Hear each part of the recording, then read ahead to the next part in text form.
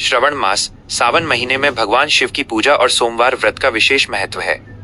इस मास में सुनी जाने वाली सबसे लोकप्रिय और प्रचलित कथा साहूकार और शिव कृपा की कथा है।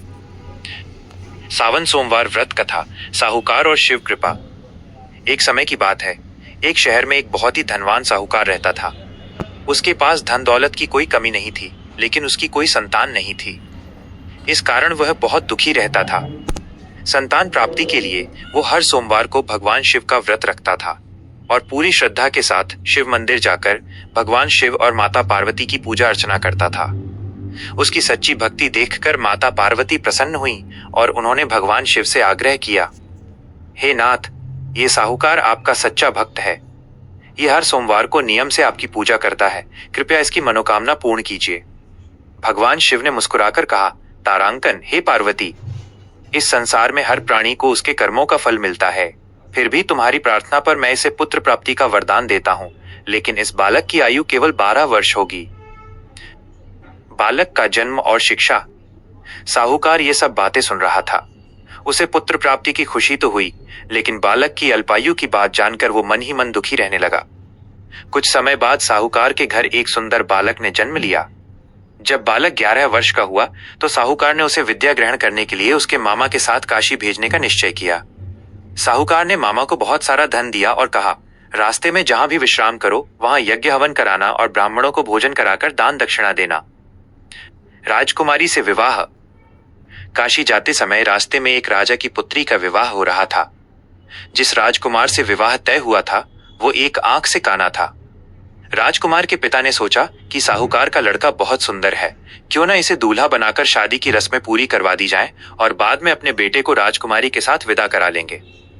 साहूकार के लड़के ने विवाह की रस्में तो पूरी कर लीं, लेकिन धर्म का पालन करते हुए उसने राजकुमारी की चुनरी के पल्लू पर लिख दिया, तुम्हारा विवाह तो मेरे साथ हुआ है, लेकिन जिस राजकुमार के साथ तुम्हें भेजा जाएगा वो एक आंख से काना है।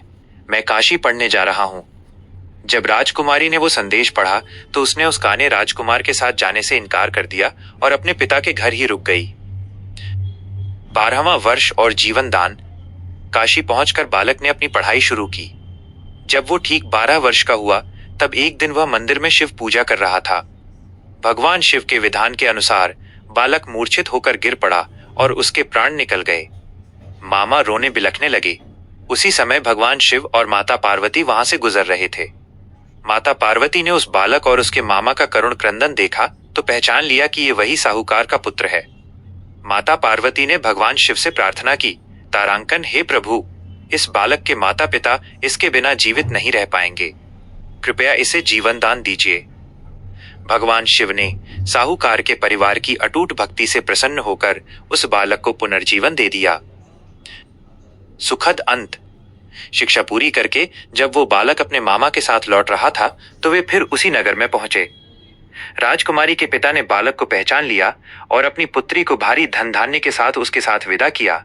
जब साहूकार और उसकी पत्नी को पता चला कि उनका पुत्र न केवल जीवित लौट आया है बल्कि एक गुणवती बहू भी साथ लाया है तो उनकी प्रसन्नता का ठिकाना न रहा। कथा का सार। जो भी श्रद्धालु श्रावण मास में भगवान शिव की विधि विधान से पूजा करता है, सोमवार का व्रत रखता है और इस कथा को सुनता या पढ़ता है, उसके सभी कष्ट दूर होते हैं और मनोकामनाएं पूर्ण होती हैं। हर हर महादेव। श्रवण मास सावन महीने में भगवान शिव की पूजा और सोमवार व्रत का विशेष महत्व है।